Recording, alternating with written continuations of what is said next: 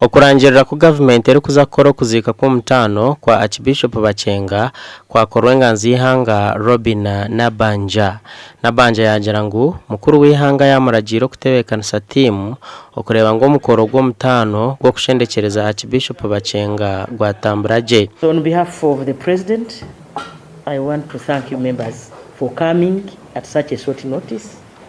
My Lord and all of you, government through the President has accorded the late Archbishop Bacenga official burial. And that now means all the expenses will be carried by government. So the Ministry of Gender has been directed, together with the Chairman National Organizing Committee, the PS Minister of the Presidency, to take charge of all these arrangements together with your team.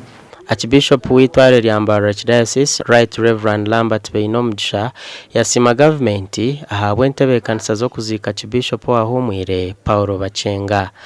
And through you thank His Excellency the President of the Republic of Uganda for according the Most Reverend Archbishop Paulo Bacenga official burial. Bacenga is a man who loved his church and loved this country, and he deserved this dignified send-off. We are very grateful for what you have done to put this in effect, and we look forward to cooperating together, the two teams, and wish Archbishop Bacenga peaceful repose. Orukiiko rw'okutebeekanisa okushendekyereza oku rwahikwaho Minister Henry Musasizi, Minister Mary Grace Mugasa, abahandiiki b'entuura, abajwekyerwa kuruga omu makereziya, police, UPDF hamwe na family ya Archbishop Bacenga. Okongera hari ebi tumushabire Archbishop Bacenga ngo Mukama amuhe ekimuro kirungi omu iguru. Nabona abatwire obutumwa